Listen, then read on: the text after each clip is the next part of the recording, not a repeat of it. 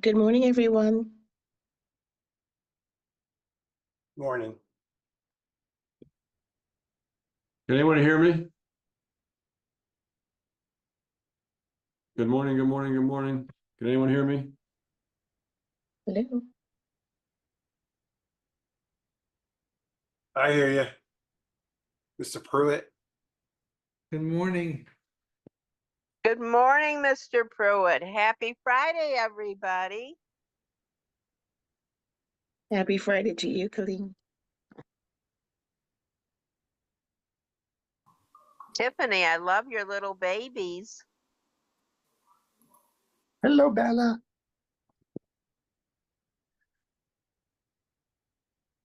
Thank you very much. They love me too. They're gone now, those two. I have another one. Well, we Yeah, need a new picture. well, the dogs don't age, right? I love it. Okay, I hear you.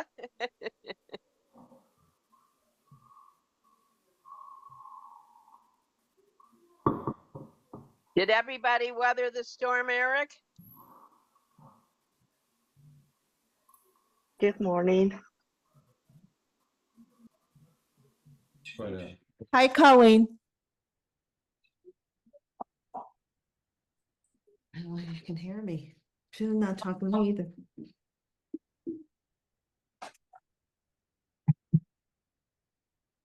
I'm not even near there. She just has it on. No, we're on. See that right there? Sorry, I was muted. Hello. Hi, Abe wanted to say hi to you.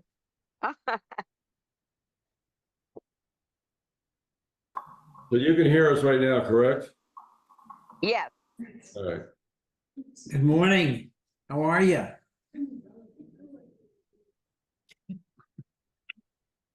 Are you ignoring us? Oh, We're just waiting. 37 people on there. All right, so when this is solid red, it's on. And he also. No, we can hear you. We can hear you. Hey, Michael. Good morning. Good morning. Weather the storm okay? Yes, yes. Good. Everything is perfect in Boynton Beach. Great. Eric, I didn't hear from you. Everything good in Palm Beach Gardens? Yeah, we had no problems. Wonderful. I talked to Vero this morning. They're good. Yay. Now, if we had an office in Tallahassee, probably not the same. Yeah. Right. Good morning. Happy Friday. Happy Friday, boss. You make it back last night, Rob? Hey, Rob. How you doing? While we wait for everybody to get on, I see anybody from Cornerstone want to just give us a 30 to 60-second rate update? Sure, I can, Rob. Fantastic. So good morning, everyone. So this week, the Mortgage Bankers Association reported that 30-year fixed rate mortgage is at a 2-year low. It's decreased for the 8th straight week to 6.13, which is awesome. This also reported an increase in mortgage applications, which is important. This is very positive, obviously. It's a very positive signal because it highlights the underlying demand for housing, the need for lower rates. Good news is that this rates should steadily improve, and this trend is our friend. Also, since the Fed meeting last week, there's been a lot of favorable Fed speak regarding inflation, saying that inflation has cooled significantly. They're projecting more aggressive rate cuts this year and next. We also had some favorable news this morning, which was positive for the bond market. It was during this week, it was expected that the core PCE, or the personal consumption expenditures, which is the Fed's favorite inflation gauge, is going to move a little bit higher by 0.1%. And Brian, unmute yourself. I had to mute for the background. Okay. So it was expected that the core PCE, or the personal consumption expenditures, which is the Fed's favorite inflation gauge, was going to move higher by 0.1%. But the numbers came out this morning. It was in line. They were in line with year-over-year figures. So that calmed the bond market down. This is important because this tells investors that the Fed can continue their aggressive rate cutting cycle to bring rates down rather than pause, and because they feel that inflation is not under control. But, you know, obviously they feel that if inflation figures are under control, they can continue with this aggressive rate cutting cycle. So that's what we need, obviously. You know, there's other things that come into play here other than that. There's so much economic news that's reported, you know, most days that the bond market is open. You know, there's global PMI that indicates the overall health of the economy. There's jobless claims, jobs reports, unemployment rate, personal spending, consumer sentiment, new home sales, gross domestic product. All of these things can trigger movements in rates. But these economic reports, they're sending mixed signals on the economy, and it triggers recession fears. But that being said, the trend for rates is still lower. When rates get back to 5.99, that's really going to be that sweet spot. And we're really, really close to that, because that's going to stimulate the housing market as far as people listing their homes. You know, most people have rates under 4, and they don't want to part with those lower rates because they don't want to go into the, you know, last fall they were 8.2 on average. So that was a big thing to swallow there. But going from 4 to 5.99 is really not the end of the world. So I feel like that's going to really trigger some movement, because it's not going to have a major impact on their new monthly payment if they need a mortgage. Well, thank you so much. And interpretation is always a good time to buy or sell if that's what suits you, right? I think a lot of people have put their plans on hold because of fear of losing their interest rate, and now is time to communicate to your client base. And that brings me into our topic for today, which is the ultimate listing conversation. Robert, you got something? Yeah, just for a second, if I could. So because this ties in with what we're talking about right at this moment in time. Yesterday was the Jeff Otto fall seminar, and I attended that. And his feeling is that next year, sometime during next year, we will get to 5% in terms of interest rates. And he believes that the spring market for 2025 is going to be explosive. So that everyone should be, reinvesting in their business at this point and gearing up for the business that's coming as these interest rates continue to fall. So Stack your listings. Start stacking listings. Meeting Yep. from him. Listing is always the way to be in control of your business and the way to scale. So, Robert, thank you for sharing that.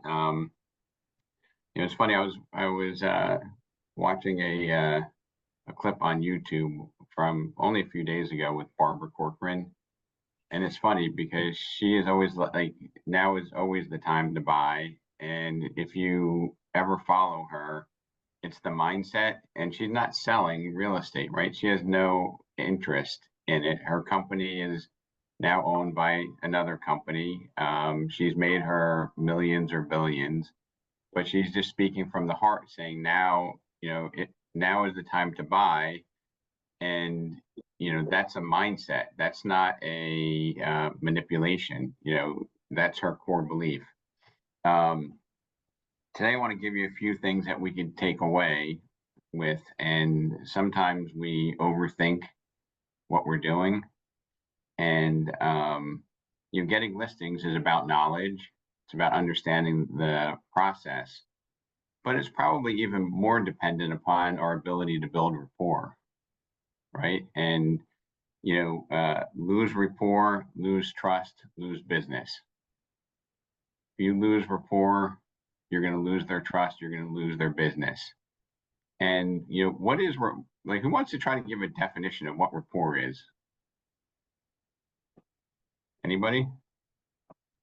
Yeah, Rob, it's Mike. Hey, Mike, go ahead. So rapport is basically just being conversational when the client comes in, asking them how's their day, how's the weather. You just don't jump in straight to business. You just make them feel warm and welcome and comfortable. So it's just being conversational. So I would say that's what rapport is. And also keeping your relationships open with your buyers and sellers. Keeping them, keep the communication barriers open. Yeah, I think all of those things are, you know, part of rapport, and, you know, rapport is only defined by, you know, the person that you're in rapport with. Like, you could think you're in rapport, but if your home seller is not feeling it, then newsflash, you're not in rapport, right? And there's signals and signs over time that we get.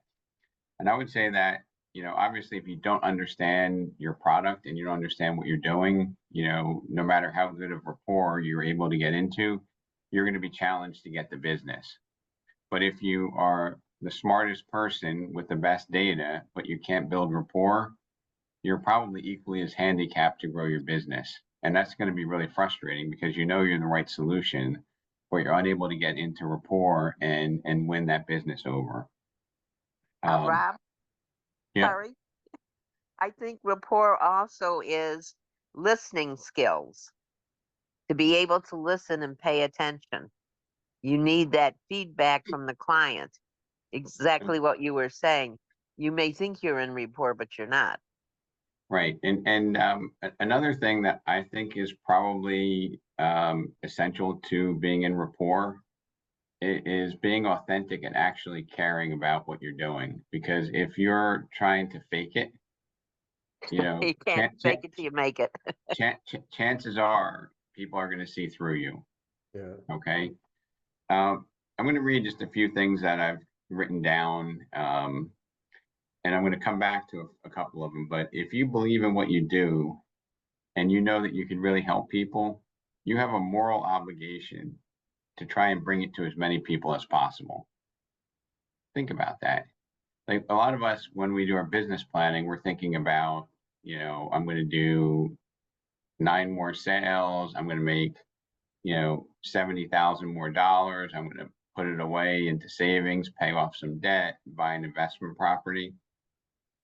But if you think about it differently, and I've found that in my experience, most of the highest successful people are doing it because they love what they do, they care about the people they serve, and it's really that they have this obligation to help as many people as they can.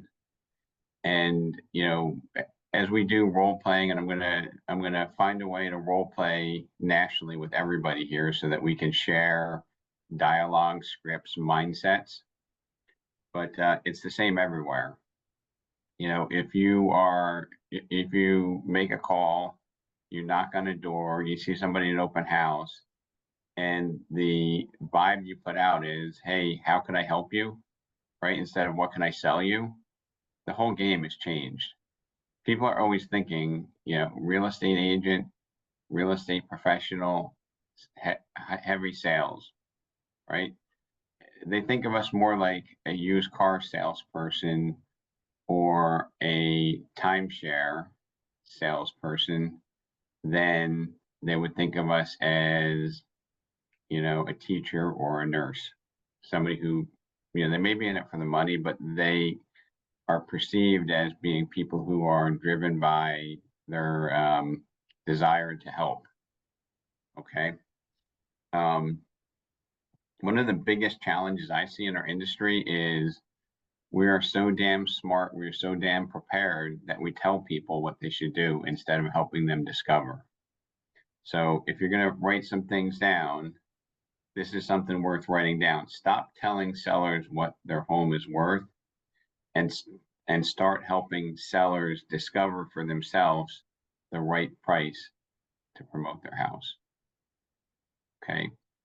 You know, most of our industry, and I don't know what percentage on this call, come to an opportunity with a singular price and say, this is what I recommend that we market your house at. And that is very well intended. But do you normally see, if you say, hey, I think this is the right price, that you get resistance?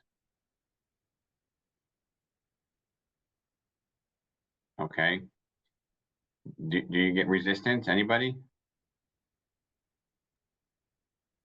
Okay, Well, they usually Yes. think it's a lot higher than what we say it should be, yeah, they think it's a lot higher, right? Can right? Yeah, they always feel their house is worth thousands more than what it actually is. Yeah, and somebody asked me to repeat it. I'm going to repeat this for those of you who are writing it down because it's kind of a mindset. Stop telling sellers what their home is worth. Stop telling sellers what their home is worth and start helping sellers discover for themselves what the right listing price is. Okay, now here's the mic drop moment. If I had a mic, boom. Sellers don't argue with their own opinion. Right? Sellers are not going to give you a hard time when they take ownership of the process. A lot of times, Rob, when you show them all the comps and everything, what I do is I just ask them after your review of everything I've showed you, what price do you think you should market it at? And 9 times out of 10, they'll always say, well, that's why I have you here. So what do you think?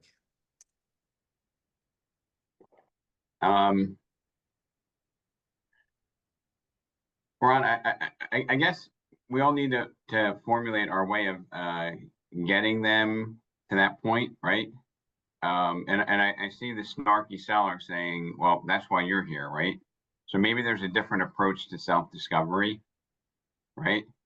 And that's where I'm going to get into the different options in terms of how to educate a potential client or a seller on how to make that right decision, right? So I think you've taken it, Ron, to the right mindset, but then there's another step that's missing. And I'm going to go through that with you in very big detail. Before I do that, I'm going to share with you a word. It's kind of a fun word. And I think this is something that's been going on in the industry for a long time. And it's called hopium, H-O-P-E-I-U-M, hopium. That's when your agents don't have the skills to communicate the best strategy to a seller. They aren't the actual experts. They don't understand the market, absorption rates, showing activity, all the details that really make you a true professional. They'll take that listing at any cost and hope it works out. It's hopium, really bad idea. Buying the listing is based on a scarcity mindset. It's based on an unprepared mindset. It's based on an unskilled mindset. It's based on lack of confidence, inability to demonstrate value. All of these things that are not enduring to a sustainable business model. And it's certainly not, if you believe in what you do and you can really help people, then you have a moral obligation to try and bring it to as many people as possible. Right? I mean, some people have a picture of a new Maserati or Ferrari. That's on their dream board, right? They're motivated by themselves. Some of the best people in the industry have a balance, and they have a passion for finding out how to communicate and help people in the right way. Here's something. A lot of our competition doesn't have the knowledge and the guts to be honest and communicate with clients what needs to be done.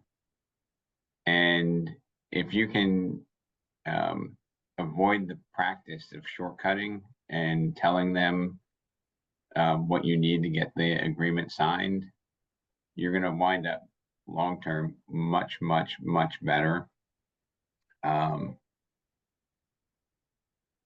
Rob, I feel taking an overpriced listing is like driving a car without brakes. You're going to have an accident. It also devalues you. Right. When you allow a seller to take that kind of control over you, you're misguiding them, and you will be punished for it. Because they're going to want to know why their house doesn't sell, because you weren't honest in the first place. I think honesty and, like you say, service Part of our service is to be honest and forthright with the customer. To let them know what the reality is. We can't be afraid to do that. Colleen, here's a good phrase. I'll bet you're a bit like me and want to make this process as easy as possible. I'll bet you're a bit like me, Robert, and you don't want to leave money on the table, right? When you I say love that, when you say that phrase, what do you think they feel like? They feel like you. They feel like you care. Well, none of them feel like they care. They know that you care, right? Exactly. There's someone in the chat who said that they can't hear you. I don't know. If anyone else is having that problem. Can everybody else hear me good? Thumbs up. Okay. Maybe you gotta put your volume up, or maybe log out and back in.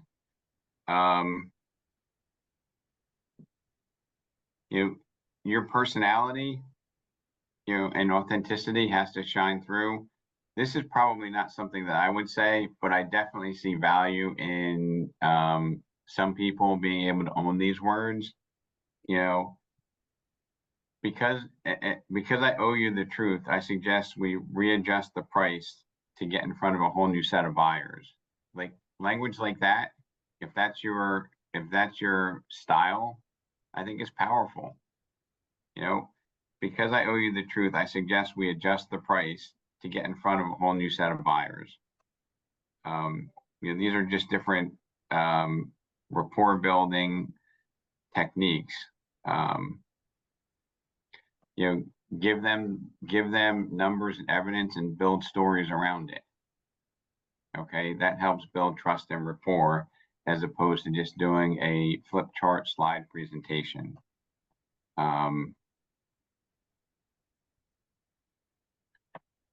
Having an awareness of what's out there in the market. I want to say it's close to 40% of the agents have been in the business, or at least the licensees have got their license after the pandemic. And if it's not 40, it's somewhere in that magnitude, because I thought it was easy. And they may be feeding bad information into the community that we're operating in, and we need to be able to have an ability to build rapport and basically get the sellers, our clients, to own the process, to have it be their own number.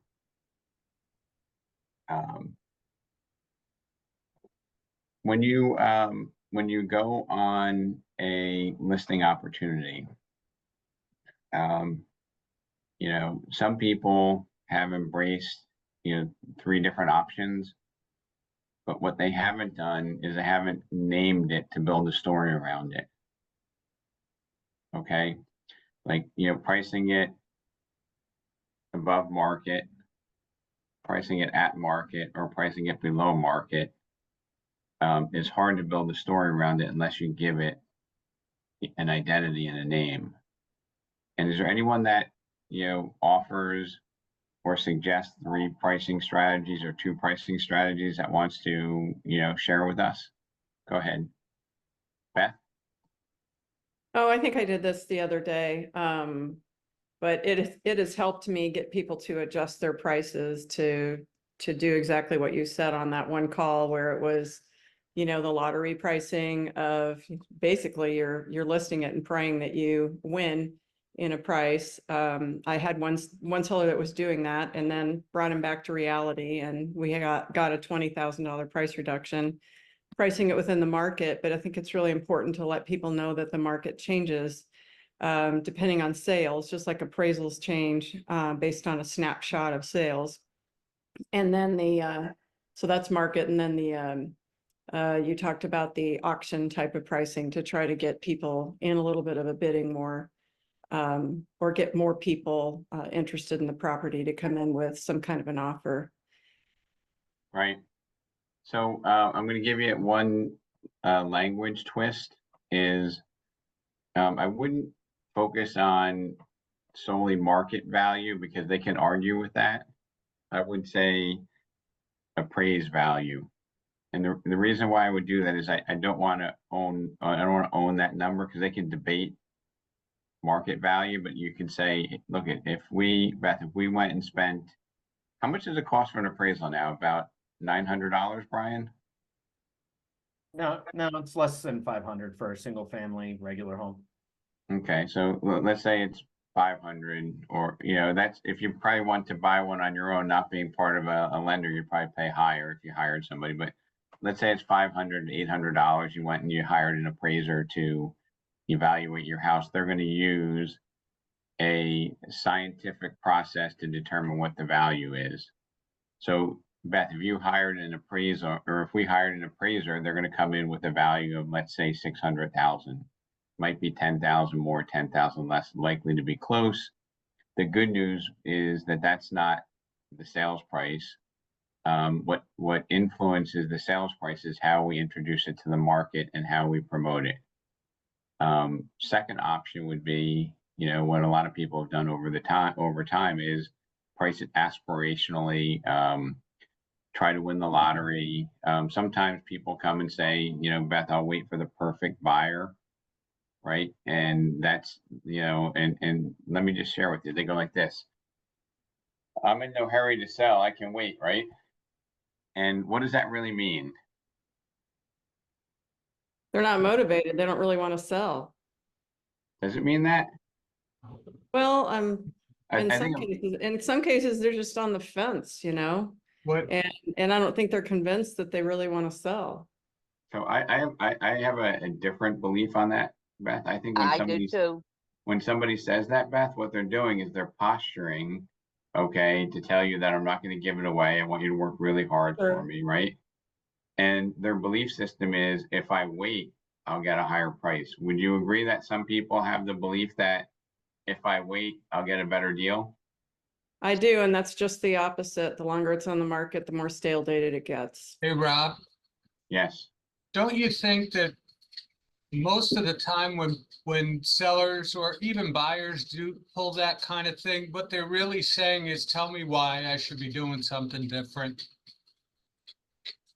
So, Rob, I believe when they say that, that is their belief system, because I think it's logical for somebody to believe that if my house sells right away, that I might have given it away. They don't understand the way that the markets work, right?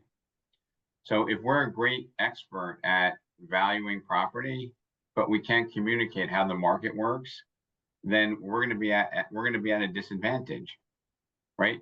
And when I think of the person who goes like this, I'm in no hurry, right? They have a belief system that is that if we're on the market, more people will see it and I'll find the perfect buyer. I truly believe that that's the reason why sellers think if it's on longer, I'll find a better buyer. But the reality is, the longer it's on the market, buyers are going to punish it because they think the market has rejected it. So our ability to build rapport and build trust and educate them to discover their own price, which, if you remember what I said a little bit earlier, is sellers don't argue with their own opinion, right? So I think it's completely logical for somebody to say, you know what, Beth, I'm not in a hurry, I want to sell it, but I'm not in a hurry. I want to get the best price. And if we don't immediately say, Beth, I want to explain to you how the market, how days on market and extended marketing times affect sales prices. Would you mind if I took the time to share that with you? Please do. Right, because now I'm educating, right? I don't know, is that Eric Pruitt? Yeah, Eric. I'm sorry, I know you're busy, but I gotta put you on the spot. This is Eric Pruitt from Palm Beach, Florida. Can you unmute yourself there, sir? Uh-oh. That's a good point that you said that, Rob. When All right, you, Rob, what can I do for you?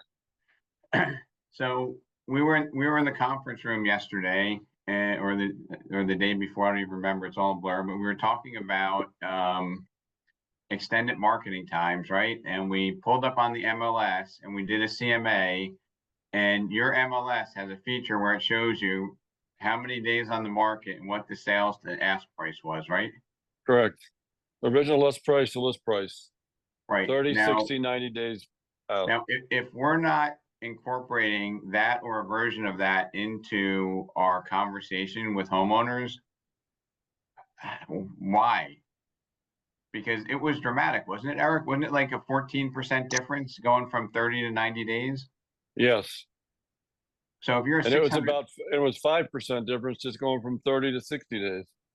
right, so 5 from 30 to 60 and 60 to 90 or 60 to 90 plus was a 14% difference from a under 30-day sale. And you can look at the data, and in many markets, if it's under 15 days, it's even more dramatic, right? Because people will pay if they are concerned about somebody else taking their next house, right? Correct. But we don't do a good job as an industry at educating clients about how that works. Would you agree? Yeah, I need to recreate that. What was those figures we went over, Rob? You said it was, what You mean- time frame was that? Well, we looked at like 30, 60, I think we looked 30, 60, 90 on a very, it was a townhouse, correct, Eric? Oh yeah, townhouse and PGA National. All right, Yep, that's it. townhouse and PGA National. So to me, that was just, that reinforces that we need to educate our consumers on how the market behaves, because this is a belief that the longer my house is on the market, I'll find the perfect buyer. But even if the perfect buyer comes along, Eric, they're going to say your house has been on the market for 92 days with 2 price reductions. Am I going to pay a premium, or am I going to have a different mindset about how I negotiate? Different mindset. Right? It could be the perfect house, but if it's been on the market for 93 days with 2 price reductions, you're going to go for blood.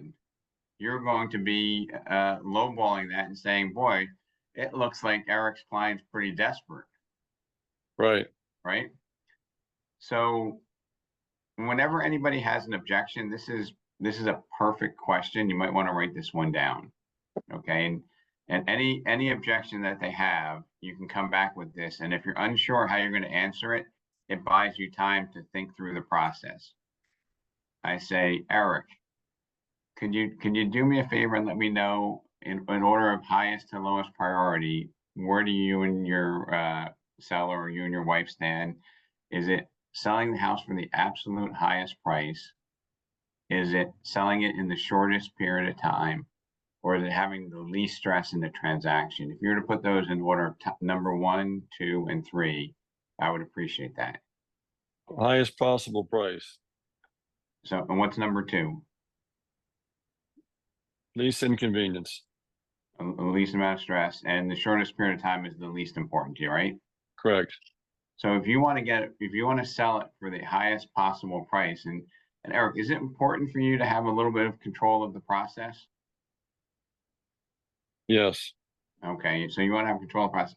So what we need to do is we need to get the introduction of your home to the market correctly, because actually in PGA, as we discussed, there's been 15 sales in the past 12 months, and there's 24 homes competing for your property before we go on the market.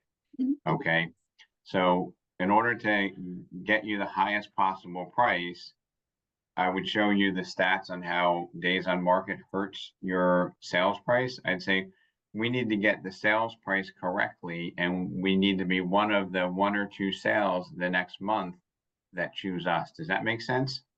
Yes.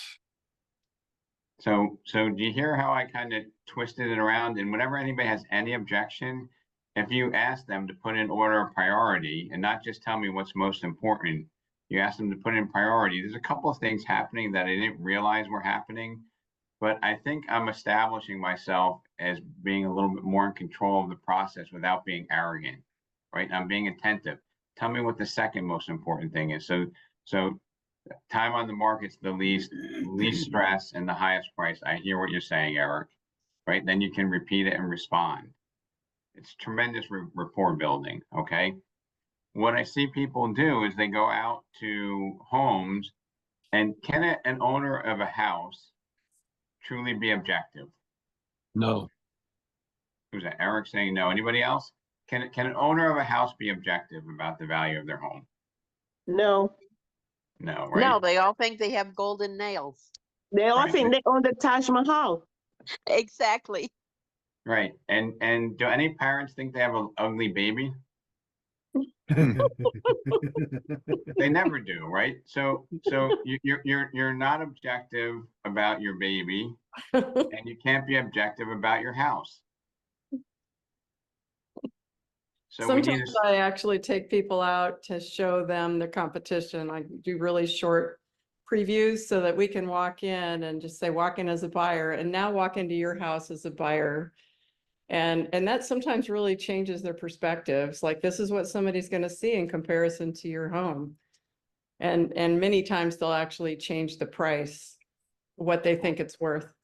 I'm gonna share my screen with you for a second, because I appreciate that. That's a lot of work, but there is another process or another theory that we can employ. Let me see if I can find this here.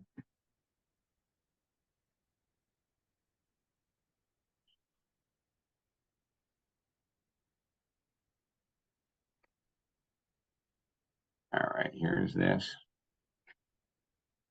Let me share my screen. I promise there's a point here.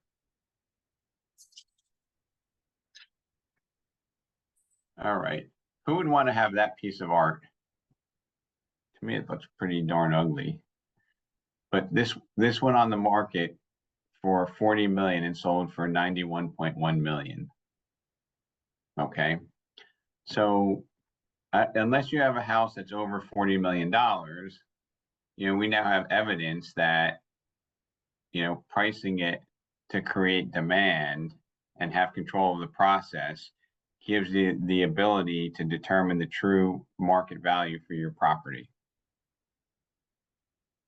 Right? If they're selling a $40 million piece of, which actually is a $91 million piece of art, and they started at 40, okay, if it works for that, do you think it might work for your house, Beth? Right? So that's the conversation Good. part to it. That's the story. Right. And I respect what you're doing, and it's very, very logical. It's extremely time consuming, and it also kind of puts you in a little bit of a debate with your client, right? Where you're saying, well, this house might be worth more. This one, they might think that their style is perfect, and they might not like somebody else's style. So you can be starting with a challenged rapport.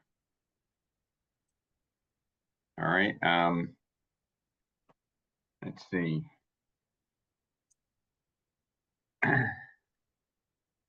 That makes great sense. Thank you.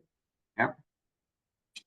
Rob, So- along those lines, when I started doing listing conversations in the office so that I could project my CMA onto the big screen TVs, it really made it clear to the seller how their house compared to the houses in the CMA when they were able to really look at the pictures in a large scale. So that was just a real turning point in making it so that you don't necessarily have to go out and physically see the houses, but by showing them the pictures on a big scale, you achieve the same type of sentiment. No, when it's Fred, you're talking. Hang on, let me I'm going to mute everybody. Just unmute yourself when you're talking. So, and Robert, that is a good education process, but it also has a possibility to put you in conflict about debating, is my baby uglier? Is my baby, I have the cutest baby and that baby's ugly, right? I don't like that house. Mine is the perfect one. And probably for them, it might even be preferable because they bought it, right? So you run the risk of the cute baby syndrome, right? When you're trying to compare and contrast, especially if you're looking at individual features. So I know that that's very logical. But if you've ever been out on a listing conversation with me, I highly de-emphasize like the comparing of, you know, this house to that house. And Beth, I acknowledge the value of, you know, showing them that, but it's a lot of work. And sometimes people can't be objective and say that my baby's cuter than that baby. Right? You know, they'll be like, I know that house has all new appliances and it's perfect, but you know, I have a view of the 11th hole, and that one has a view of the 17th hole, which isn't as nice as the 11th hole. I mean, do you want to be in that when you're starting out a relationship? I don't think so. Okay.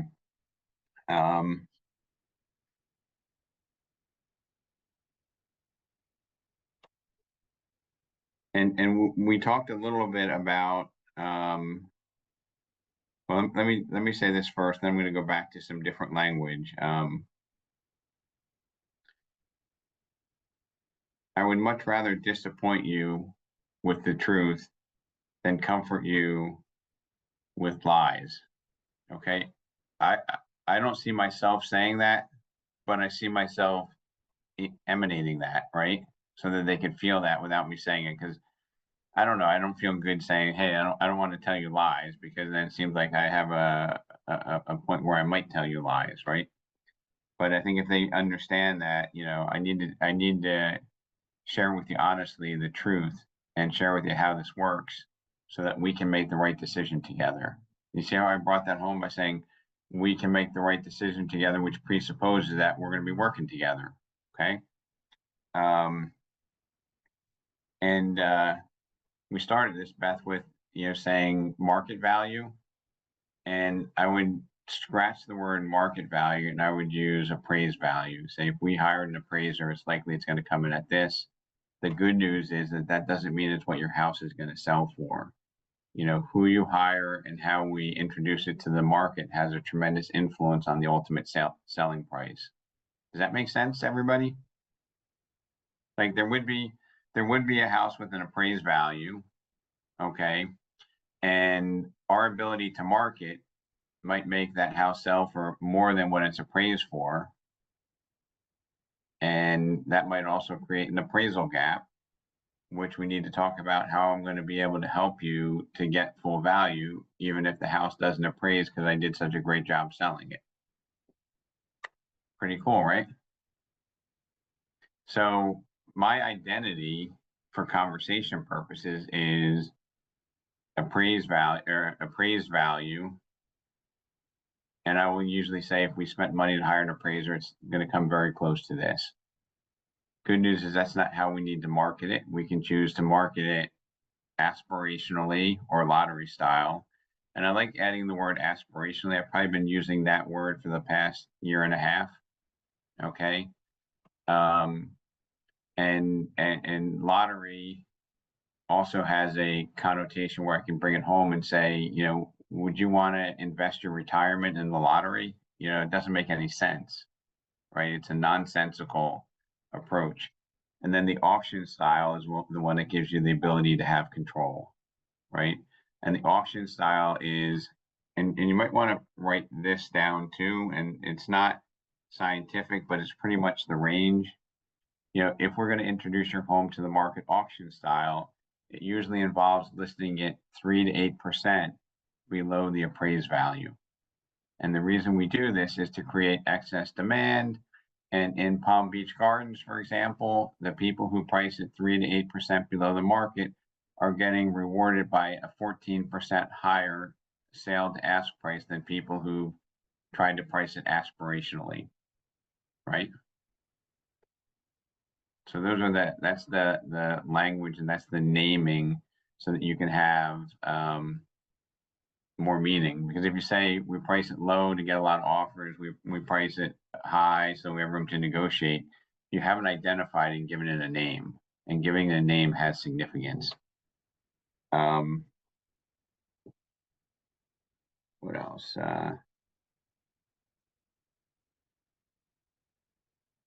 You know, having data and having the homeowner participate in the process, right? Like, for example, in Eric's case, where, you know, homes that sold in 90 plus days were selling at a 14 something discount, and homes that sold in under 30 days were at a 2% discount. Like, I would have them calculate that. Yeah, I go like this because I know every smartphone has a calculator on it. And I know even if you're in Arizona or Florida, where a lot of your sellers are retirees, they can find the calculator on their phone and you can make them calculate it, or you can encourage them to calculate it. And you put it up on there and you say, hey, minus 14.2 plus 2.4 is minus 12.9. Okay. And the appraised value of your house is 615. Multiply that by 12.9%, right? And then they'll have a number. And then I'm just I guess I'm a jerk when I do this. I'm like, keep that handy. We're going to come back to that. I don't go over it right then. And then when I talk about the potential damage of mispricing or getting the initial price wrong, I say, do you have that number in your phone? And they'll be like, yeah, it's $64,910. I'm like, you write that down. That's the penalty for mispricing your home. And you know what they almost always say after they write that down? What do you think they're going to say?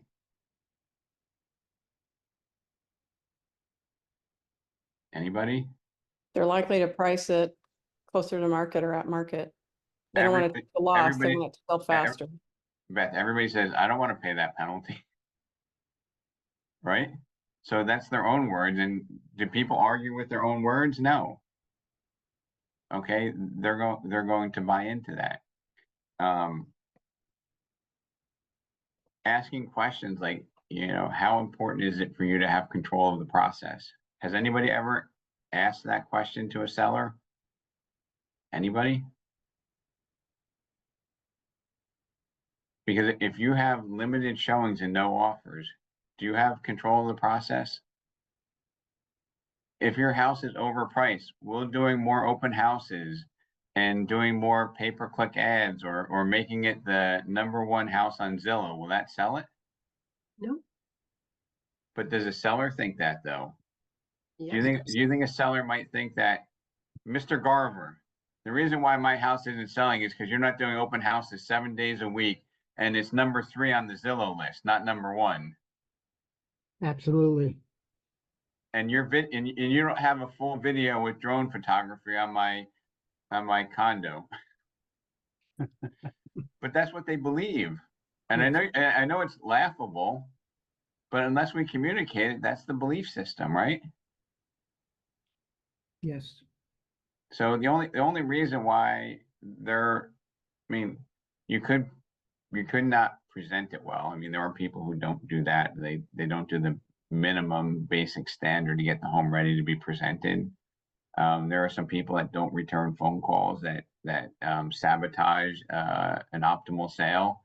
But assuming that those things are not that's not the roadblock to it, it comes down to positioning and price, right? It doesn't come down to open houses, right? So if you can look me straight in the eye and say, you know, Beth, you know,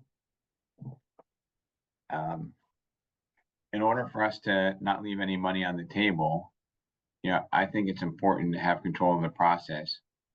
How important is that to you? Right? And if they say, well, it's not really that important, then I would explain it. I'd say, well, if we don't have control of the process, then what that means to you, Beth, is that the buyers are then going to be able to control how much you sell your house. And some seller might go, no, they're not. It's my decision, right? I'm like, well, it's true. It's your decision. However, if I get you an offer for $590, right, and you choose not to sell, then that's the market. You just bought your house back for $590,000. But if we had taken a different approach, we might have 2 people or 3 people bidding against each other. That's the ultimate goal in this business. That's what determines a market. Let me give you a gross exaggeration here, Beth. If we went back to that auction, right, that ugly piece of art went on the market at $40 million. If there's only one person in the audience bidding and it says the minimum price is 40 million, where is that piece of art going to sell for?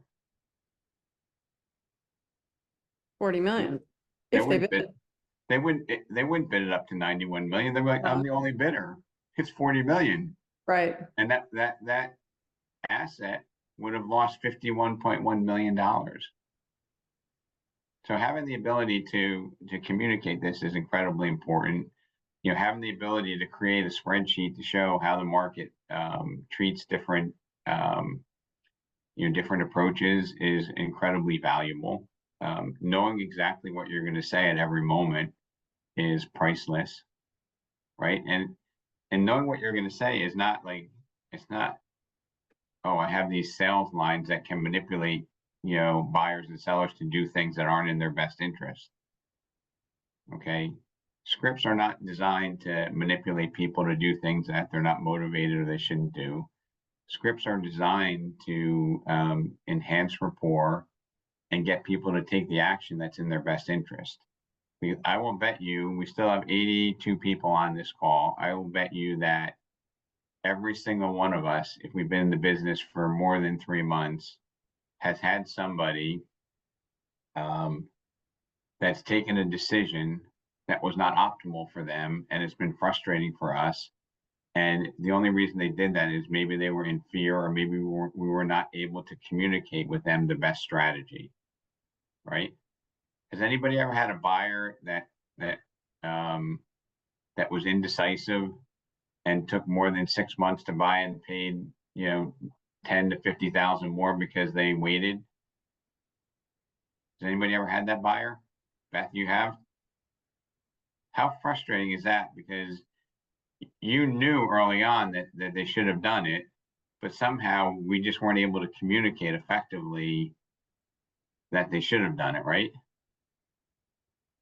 And you've had sellers who have the ugly baby syndrome, where their baby is the cutest in the world and it should be charged 15% more than every other baby. Their house is better because they can't be objective. And they got punished the other way, correct? Yeah, I actually had one go into foreclosure who did that. It's frustrating, right? Very. So the real estate business. Everybody on this call knows your local market far better than I do. My mission here is to get you the ability to come up with a communication strategy, not to manipulate clients, but to be in rapport and educate them to make the right decision to optimize the value of the house that they're selling, or to buy a house at a reasonable price, right? Because they can't, if you're buying the right house, and it's priced right, you can't steal it. So you have to be educated on how you handle that. And when you're selling your house, you need to understand the consequences of the actions and the strategies that you do. Okay. There's a great analogy that I like to use, or it's in my head. I use it rarely, but you only have one chance to get a first impression. And it originally started with, if we invested millions of dollars to put on a production on Broadway, and opening night, which is when you launch a property, the New York Times is there, and we have a bad night and they read a bad review. We can't go to the New York Times and ask them to come back out again in a week and say, hey, we fixed it. Can you re-review us, right? It's done. The opinion's out there. Everybody's made up their mind. When you introduce a home to the market, people are looking at that and they're saying, at this price, in this location, with this condition, it's either interesting to me or it's not. If they reject it and then the price comes down, Are they looking at it and now making another assessment? Or they're looking at the new houses coming on the market? And maybe once the market has punished that house significantly, the broker might come to them and say, hey, you know what? This house has been repositioned now that it may be ideal for us, but when we make an offer, we're going to try to exploit the opportunity and make a low ball. Right? That's how the market works. It is never, oh, we have this extended marketing time. Now we have the perfect buyer. You know, that may only happen if you're selling a $40 million house where there's only one sale every 9 months.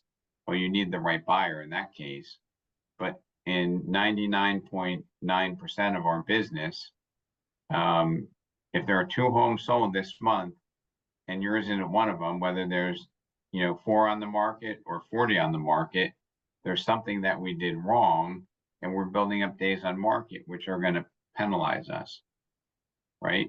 And the best way to get a seller to understand that is, if we're on the market for 3 months and we lower the price, tell me what you think a buyer is going to do when they make an offer.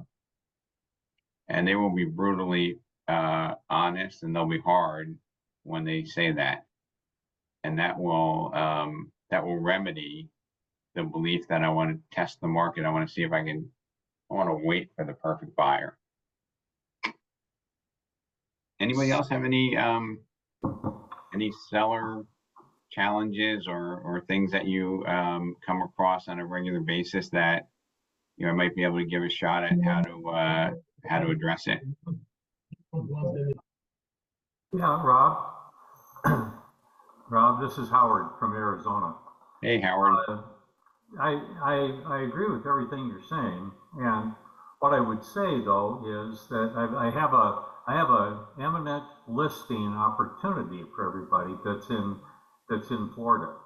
The world news today is talking about the tragedy of the hurricane hitting a good part of Florida, the flooding, etc., which is extremely unfortunate. However, history shows that every time Florida has another hurricane, flood, winds, etc., inquiries into Arizona exponentially increase because we don't have a problem with rain, we don't have a problem with high winds, and you can golf about 365 days a year no matter what. And so I'm anticipating that starting this afternoon or tomorrow, we're going to start getting more calls from people coming out of the East Coast saying, I've had enough. I can't afford the insurance that we're having to pay because of this goofy weather. I'm not up for the property taxes that we have to pay. There's got to be other places that have sunshine where I don't have to worry about this stuff. In Arizona, we simply do not have natural disasters. We don't have earthquakes. We don't have anything to upset a retirement plan. So keep your eyes open, guys. If you're getting calls from somebody saying, I've had enough, send them our way.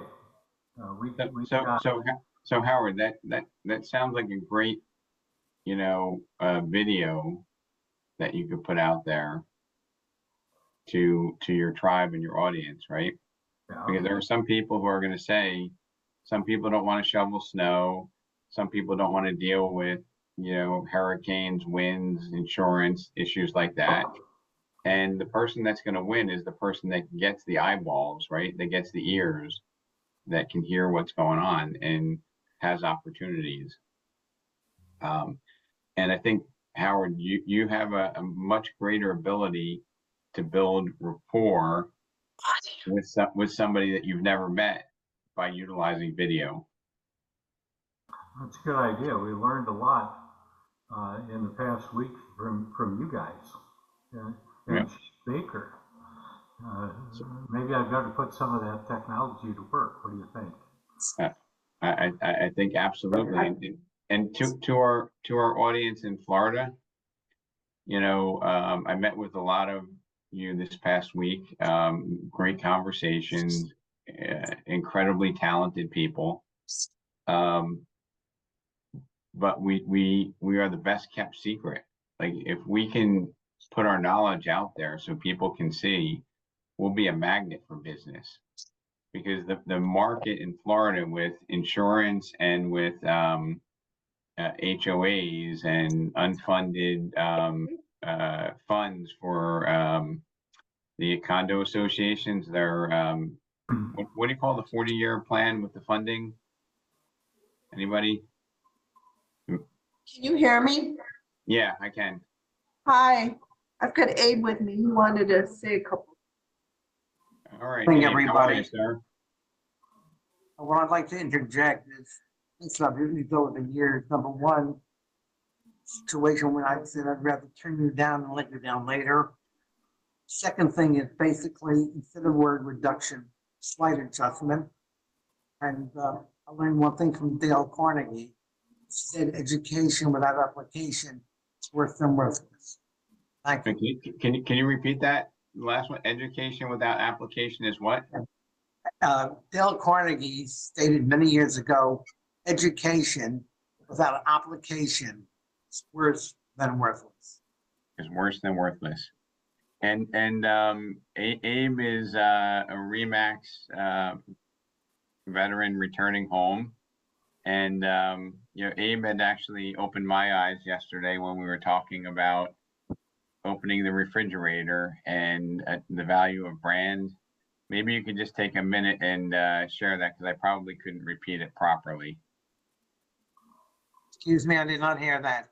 I said you had mentioned about the refrigerator and Publix Cola. Yes, I always said one thing.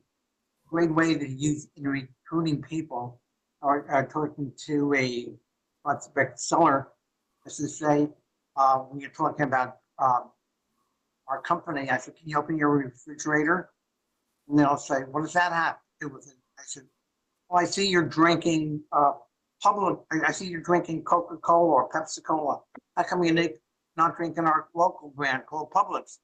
No, Coca-Cola, Pepsi-Cola has a great name. It's been on the market a long time. I said, well, so has Remax. Let's get started with something on paper and make it work. Yep. So if you introduce your home to the market through a discount brand, buyers might be looking for a discount because the same principle with Publix Cola. So I love that. I love the parlaying that into, how we can have swagger with our clients. So thank you for sharing that, Abe. So There's a lot more that I have over the years. I share with you all the time. Colleen, welcome. Thank you for being part of the team. All right, thank you. Any last comments before we wrap it up? And I just hope that I just have to say hi to Abe and welcome him. It's Colleen, Abe. Glad to see No. you. Worked together many a year, girls. We go back a long time. So hopefully you wrote down a few nuggets that you can deploy in your conversations. Okay.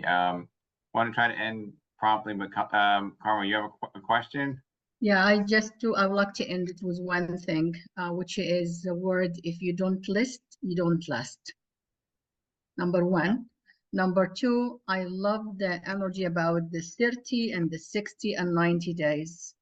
It is really, it does work. I did not use it last time, but now to remind me to use it again. Also, I like the idea about you say, well, I owe you to be truthful to you. And this is the two things I really loved it today. Now, there is one thing which is, if it's okay with everybody, right now in New Jersey, the market is really hot, and the for sale by owner, they actually getting buyer. There is not too many expired. There is any time we can do a session for actually prospecting for listing, and I'd be more than happy to share what I do. But also, I would like to hear from other people. In the meantime, I believe in education and idea. It's a great source for increasing your business. Thank you. All right, so I'm gonna do this. Fred, let's end the session here, but I have some comments for you, Karma, about what you just mentioned, and I'm excited about it. So if you have a few extra minutes, you're welcome to stay on. But I sat with a young man yesterday, and we were talking about growing his business, and he's getting rejections, and he's getting cold calling, you get rejected, right? And I shared with him a couple of ideas and experiences that I've had. And, one of them was I was calling Vulcan 7 up in our Franklin Lakes office right after I bought it. And my first call, I'm like, hey, I'm calling about the home for sale. You're the 37th person that called me. Where'd you get my number? Anybody ever been there? Yep. So here I am with my new office in Franklin Lakes. It's hard to get people to attend. I had 14 veteran agents there, and I wasn't going to be defeated, folks. I just said, wow, that must really be annoying. And he said, yeah. And I'm like, so tell me, if your house had sold, like, I basically just deflected and moved that conversation in, right? Because he said, where did you get my number? And he made an implication that that was really annoying. And I agreed with him. Hey, that must really be annoying, Karma. By the way, and then I went into my conversation. For sale by owners, here's an idea that I think is golden. And I think, I don't know why it wouldn't work. Okay, you start to engage with a for sale by owner. Why are they selling it on their own? Anybody? To save commission, that's what they felt. They want to save money, right? Simple. Yep. You're like, Rob, that's a stupid question. It's the most obvious question in the world. Yep. Now, Karma, why do buyers look for sale by owners? Yeah, they feel that they are actually saving the commission and they will get lower price. Right. Yeah. So I always do this dumb thing, so you're putting it on the market because you want to save money. I completely understand that. But in my experience, I found that most buyers that look for sale by owners are doing so because they want to exploit the opportunity and they want to save the commission. Does that make sense to you, Karma? And most sellers would be like, kind of does, yeah. And I can say, what concerns me, Karma, is, on average, for sale by owners sell for 13.2% less than properties that are listed on the MLS, according to a Bright MLS study last year. Yeah. Right? And that's a reality. And you can even pull the study up if you're doing for sale by owners. And then what if for sale by owners ask you if they're getting frustrated? What's one of the first questions? What can you do for me? What's that? What can you do for me? What can you do for me? And what does it cost? What's your fee, right? Correct. Because they're starting to crack and they say, well, what's your commission? And who wants to share with them what their commission is over the phone? Anybody? I don't. I just talk your idea, which is Every sales trainer has told you, you got to discuss commission in person, right? Yes. yes. All right, so I'm going to break tradition. I'm going to say, Karma, we have various commission programs ranging from 1% to 7%. Would it make sense for us to sit down and discuss how those would work? Now that sounds great, but you might say, yeah, but Rob, are you going to really offer a commission of 1%? That doesn't make any sense. But yet there's more, like on an infomercial. So if I were going out to their house, because I think somebody who thought that they can get their house sold for 1% would think that's a pretty good value, right? What do you think, Tyler? Think 1% is a good deal? Yes? Just to handle the paperwork only. So here's my experience. People resist putting it on the market because sometimes they say, oh, well, we had 11 people through and 5 of them are interested. Does anybody ever have that seller, right? Yes. And are there really 5 people interested, or are they just being polite? Both. Yes. They just want to get rid of you. That's the whole Yeah, idea. they're just telling you that. Right. The person that walks through the house, oh, yeah, you have any interest? Oh, yeah, we're interested, right? But if they don't call back, they ain't interested. So here's my strategy. I would say, you know what, Karma? When I meet at your house, my commission structure is for anybody that has come through the house, your open house, or that you have on your list there, I would be willing to work with them and get them to a closing for a fee of 1%. All you need to do is just share with me everybody that's been through your house, and I will do my best to get them to buy it and only charge you a 1% fee. However, I'm also going to put it into the MLS, and then you go into your regular commission structure, right? And would anybody like to get a list of 15, 20 buyers in the market that you work that were not interested in that house, that you might be able to sell them something else for free? Of course. Right? I mean, like, how much does a Zillow lead cost? So a Zillow lead in Westfield is $1,400. A Zillow lead in Union is about $610 for a live transfer. If this home seller gives you a list of people and you can actually convert one and make $7,000 and get 13 other leads, is that a win? I don't know. I think it is. Yes. Right? And does that get you in the door without being dishonest? Yes. There really is a 1% option. I don't know why nobody's doing it, but that would be something I would do. And I would not say it's 1 to 6, because everybody thinks 6, right? But I'd say it's 1 to 7, just to be different. You know, and 7% includes drone photography, it includes video, and I'll door knock 200 doors for the 7% one. The Can I agents share in something? California are 7%. Yeah, Can I share something with you? sure. To you. One thing I found to be very effective, especially calling people on the phone or business, etc. My objective is to get you more money, less inconvenience, sale, the shortest amount of time. If any of those 4 things interest you, let's sit down and talk. Yep. But Abe, we're saying the same thing, just using a different words. But this business is really simple. If I can sell your house for the most money, shortest period of time, least amount of stress, can we sit down and talk? Right? We're saying the same thing for many, many years, and the reason we do that is because it works. Hey, I learned one thing. If you don't try it, it won't work. I'll try it to make it work. Yep. So, Karma, you think you could try that one? The one for the 1%? No, it's saying, hey, you know, we have a menu of commission options that start from that go from 7 to 1%, or 1 to 7%. Right. And be honest about it. Like, if somebody's going to give me a list of everybody that went through their house, and I can just put the contract together for 1% and have 11 other buyers, sign me up for that every day.